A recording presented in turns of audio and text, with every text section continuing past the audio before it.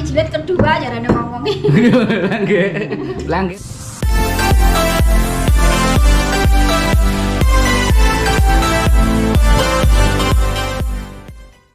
Assalamualaikum warahmatullahi wabarakatuh.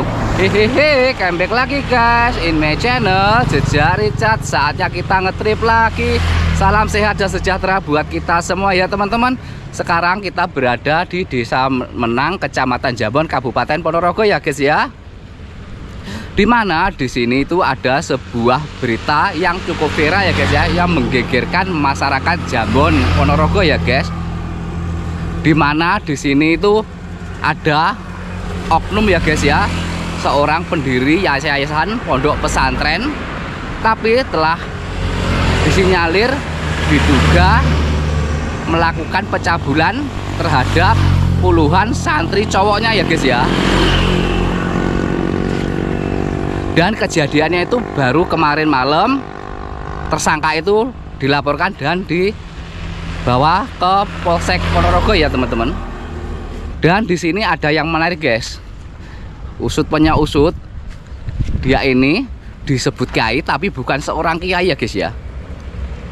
Nah, penasaran ya guys, seperti apa ceritanya kiai kok bukan kiai ya? Untuk video selanjutnya atau keterangan kita selanjutnya biar lebih jelas, tonton terus ya guys ya perjalanan kita kali ini, dan jangan di skip biar kalian nanti tidak gagal paham ya guys, atau salah paham mengenai kasus ini ya. Oke teman-teman, sekarang kita jalan aja ya, let's go.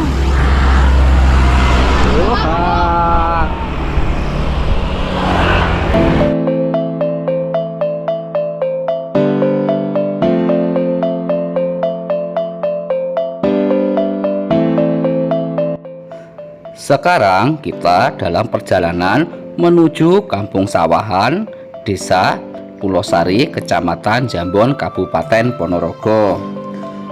Di mana di situ terdapat sebuah pondok pesantren atau yayasan pondok pesantren yang diduga terjadi kasus pencabulan kepada sejumlah santri laki-laki, sekitar puluhan anak ya guys, dan ada 6 diantaranya itu masih di bawah umur.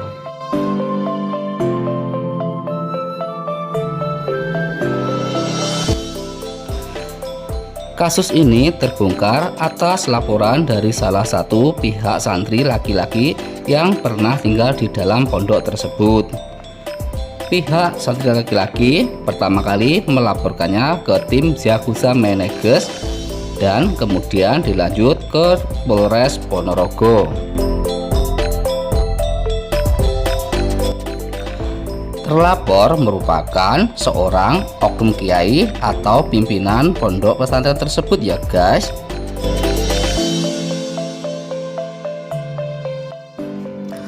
Untuk penanganan saat ini masih dalam proses koordinasi dan pendalaman lebih lanjut oleh fungsi terkait ya guys.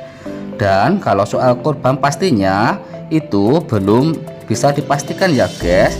Yang jelas kemarin ada 11 korban yang dibawa ke Polres Ponorogo untuk menjalani pemeriksaan, dan 6 diantaranya adalah anak-anak dan sisanya orang dewasa.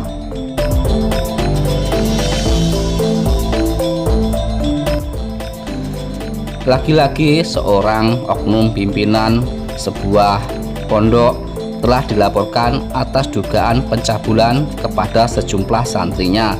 Dan anehnya ini bukan kepada santri wanita ya guys, melainkan kepada santri laki-laki.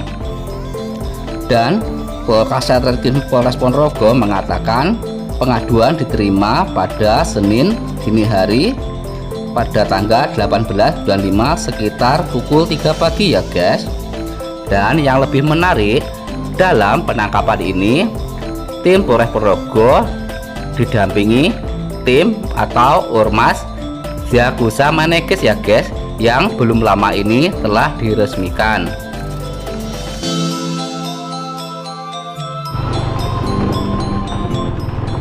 Kita tadi sudah sempat mampir ke rumah beberapa warga di sini ya guys.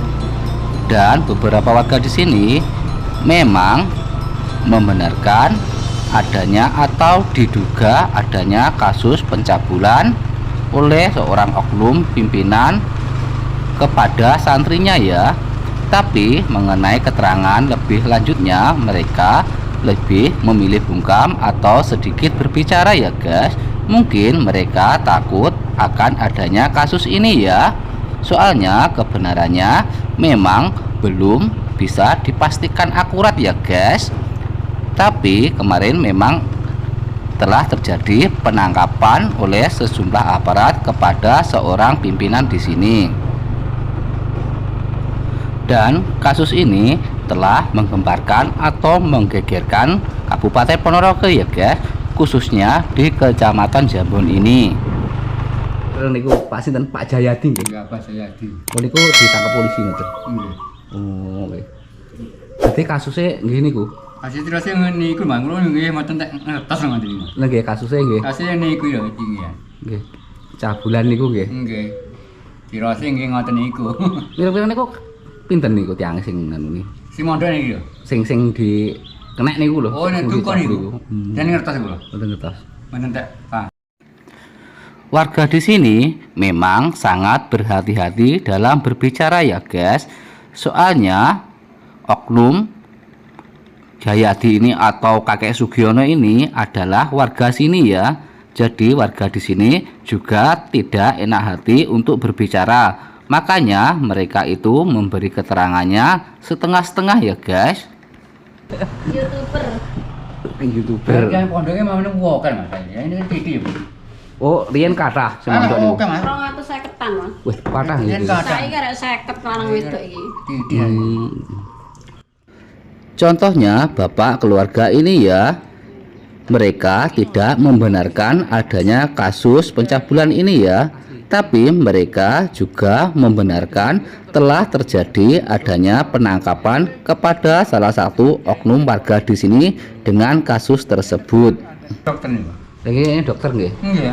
Niku asli warga pundi asline? Polisi. Oh, asli mriki ya sini. Sawan niki. Usut punya usut, ternyata kakek Sugiono ini sebelum mendirikan yayasan pondok pesantren, kakek Sugiono ini ternyata adalah seorang dokter ya guys. Ternyata pada awal dibuka yayasan pondok pesantren ini dipakai untuk mengaji para lansia ya guys. Dan lambat laun banyak pemuda atau anak yang dipondokkan di sini. Dan soal legalitas status Kiai kakek Sugiono ini, warga di sini belum tahu ya guys legalitasnya itu di mana. Yang mereka tahu kakek Sugiono ini mendirikan yayasan pondok di sini, makanya oleh warga sekitar dipanggil Kiai. Lansia. Pertamane. Oh, pertama itu pondok itu lansia. Lansia wong tua-tua niku. Kesan iki dados anak-anak niku. Anak-anak. Iya, oke mbiyen komunitas itu. Ya Hmm. kira udah tak kene Mas. Wong ado-ado mari. Oh, sing pondok wong ado. Ada ya Cilacap, Cilacap, Wonogiri, oh, Kesmantoro, Kalah. Sumatera ngono kuwi lah. Pacitan lah. Kene tertentu, Mas. Pondok iki tertentu lah. Jadi santri-santri di sini itu ternyata mayoritas kebanyakan dari luar kota ya guys. Dan dari daerah sini hanya ada 1 atau 2 orang saja. Oke teman-teman, saatnya saya tinggal sarapan dulu ya. Mohon maaf sebelumnya, saya tinggal sarapan nasi pecel dulu ya. Wah, kayaknya ini enak banget guys. Masuk nih, hehe. Ini pati jilid kedua jarane ngomong iki. Langge mau berpati bergeger ngoten niku malah nyusul. Kayak jare pondok ya sekolah, Mas. Oh niku pondok nggih sekolahan ya kan. Sekolah minimal ning SMP.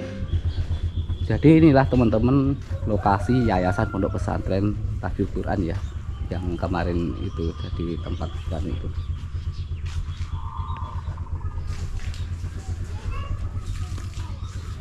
Jadi inilah tempat yayasan pondok yang disinyalir atau diduga telah dilakukannya tindakan asusila ya guys.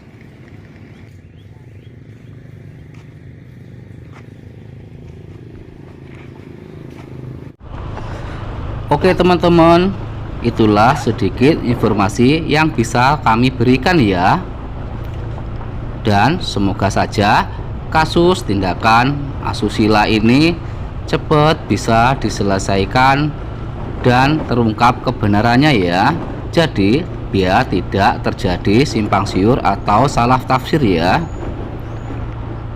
Dan di sini saya tegaskan, kita tidak bermaksud untuk menjatuhkan atau menjelekkan seseorang atau nama tersebut ya.